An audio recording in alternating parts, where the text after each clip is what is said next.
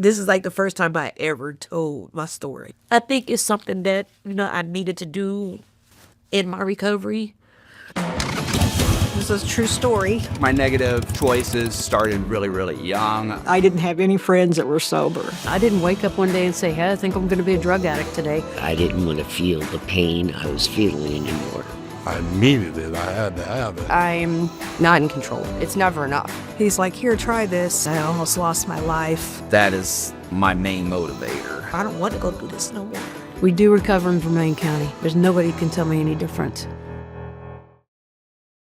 Viewer discretion is advised. The content in this video addresses sensitive topics related to drugs and alcohol and may not be suitable for all audiences. This content is intended for informational and educational purposes only and should not be considered as personal medical advice, diagnosis, or treatment recommendations.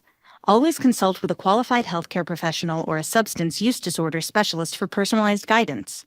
The views and opinions expressed are those of the individuals presenting them and do not necessarily reflect the views or opinions of Vermilion County Public Health or the Vermilion County Mental Health 708 Board. Hi, this is Jim Russell, and I'm hosting another episode of Roads to Recovery. Sometimes it is the case that family circumstances and impact leads a person to choose a road that leads to dependence upon drugs and alcohol and other substances, and that develops into a substance use disorder. But sometimes changing family circumstances and events can lead the person to go in a different direction on a road to recovery. And that's part of Vaya's story.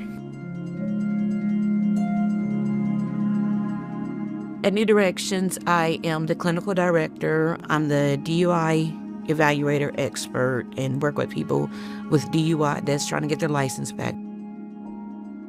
It's a great environment. We really care. If I can see people accomplishing little milestones, that's where I get the most from, when I can actually see the change. This is not just my job, it's my recovery. These are my support meetings. My mother, she gave us away when I was 2. My father, he drank, he was an alcoholic, and he used street drugs. Before I even knew what it was, he sent me to True Value with a list.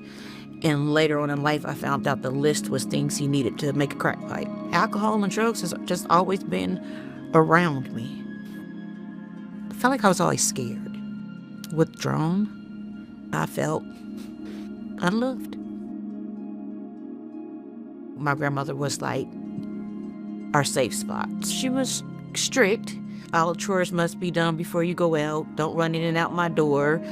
I set a pitcher of ice water on the porch, and if you come in, you're staying in. Alcohol was my biggest problem. It impacted my life majorly. My alcohol run ran about, I say roughly like 12 years. My earliest time was about after probably like 18. We didn't have much money. I didn't go to parties. I didn't kick it with my friends and things like that. So that's probably one of the biggest things that probably saved me from getting into it earlier. The core reason was because people liked me when I was drinking, or I thought they liked me when I was drinking. They wanted to see me drinking. They wanted to laugh at me. They wanted to spend my money. My grandma told me, you need to quit all that damn drinking. But I don't remember nobody like in my family or nobody telling me, hey, you're self-destructing. You need to quit this. I don't remember not one person but my grandmother telling me that. Even days that I had set in my mind that I was not going to drink, that day I would have people call me. And I'm like, yeah, okay, because I want to have friends, and I did not have a lot of friends. Whatever you're going through, whatever the issues are, they're not going to go away. They're going to still be there, so you're stuck in that cycle. I would spend every dime on a payday and wake up on a Saturday completely broke. No money to pay rent, no money to do the things that I promised my kids that we're going to do on Saturday. Sometimes not even having toilet paper because I spent all the money. I've been evicted, But I was blessed not to be homeless because I always had my grandmother's house to go back to. There would have been plenty of times where I would not have nowhere to go. I don't know. I think I could have avoided a lot of things if I would have got my mental health taken care of, the depression, the anxiety. It wasn't making it better. It was making it worse. Just wanted somebody to love me. I did try to kill myself once. That was like the low. And then like, it's not funny, but it is funny because when you're dealing with that and mental health and alcohol, you do stuff, but you can kind of laugh later. Because I was in the hospital, they were going to take me to the psych ward, and me and one of the girls I ran with, we broke out the hospital. That's when you could just run out the door. It's like, okay, 1, 2, 3, and we snatched the IV out and we took off and we ran all the way home. Even though people say like, I'm not hurting nobody. You are. My problem affected more than just me. I wasn't a good person when I was in my addiction. I hurt a lot of people. I lied, I stole. It's one of my sisters right now that still doesn't talk to me because of what I did. She helped me one time. She gave me a check for my rent. And I gave it to pay my rent, but I also took her check numbers and paid my power bill. Back when I didn't have license, when I had got my DUI, I had used her identity. So I wouldn't go to jail when I got pulled over. Lost a lot of self-respect. Lost a lot of trust. Made me ashamed a lot.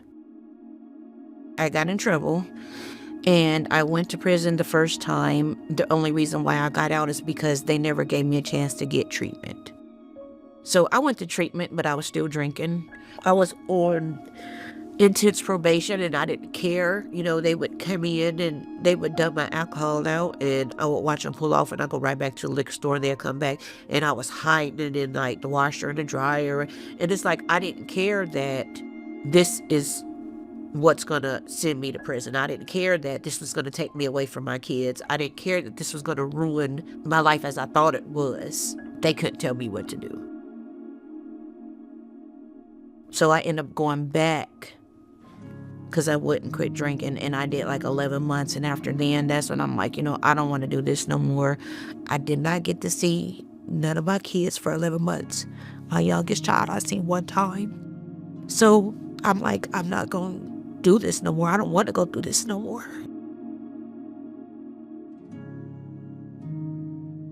That was the first time I had ever been away from them. Ever. It's like, I don't know. I never wanted them to feel the way I felt as a child. So that was when I really started changing. My daughter, I didn't even know I was pregnant with her until it was like 4 months. It resulted from a drunk one-night stand. I didn't want another child. I wasn't in a position to have another child. I didn't even know who her father was. This guy who I thought was the father, he gave me the money for the abortion, so I just got a ride over there, had somebody drop me off. Nobody knew what I was going to do. When I got there, they did the sonogram and everything, and it was like, oh, well, it's going to be like $1,500. I didn't have enough money. I was sitting on a bench outside the clinic and like, looking at the sonogram. It was a girl, my only girl. And I was like, well, Lord, this is what it was supposed to be, If I would have aborted her, then I probably would have been still doing the same thing. I mean, I really believe that if it was not for her, that I wouldn't change. So that's when I started going to school for this, because not only am I going to be able to help somebody, I'm keeping myself clean. A lot of my recovery was me working on myself. So I have a therapist and I have a psychiatrist. And yes, I take my medication. I take my medication every day. I would study and read the Bible and read books, and I went to church. I poured myself into my kids. When people finally realized that I quit, nobody wanted to be around me. I had a friend, and it was something that we did all the time on a Saturday morning. She'll come across the street and bring beer. And when she realized that I didn't, she still came across the street, but she brought me a Pepsi. So the ones that were truly my friends accepted it, but then the ones that was not, I didn't see them no more. And I was fine with it because I had to live. The best parts of recovery for me, I think maybe stability. When you're living that life, nothing's stable. Am I gonna have somewhere to live? Am I gonna be able to open my door? Am I gonna be able to open my refrigerator? I don't want to go through those things that I went through. I don't want to have to degrade myself. It was not a good life. You might start out having fun, but you do a lot of stuff that's in the dark. Being secure, oh my God. It's a whole different world. Like, one day you wake up and be like, oh, not, I gotta do this, I gotta do that, I gotta do this. But what do I want to do today? It's a whole different outlook. Being in one world and the other world, it's two different outlooks. You can choose. Is there anything that you miss? No. I don't miss it. So why this effort? Why these stories? We're telling these stories, all different stories, with all different roads that these folks are on to recovery, to help you know and understand that recovery is possible. Whether it's you, it's a family member, it's a friend, it's a coworker, it is possible for someone who's struggling with substance use disorder to get help. We want to encourage people to reach out and get the help that they need. If you or someone you know and love is struggling with substance use disorder, don't just sit back and watch it happen. Call us here at the Mental Health 708 Board at 217-443-3500. We don't provide direct services in our office, but we can connect you with several different agencies in our community who do provide those services. 2 points of emphasis. Everybody's journey is different. No one's going to look exactly alike. And then the second point is, don't forget, recovery is possible and things can get better. And there are people in this community, there are people in your family and friend circle who want to help you on your own personal road to recovery.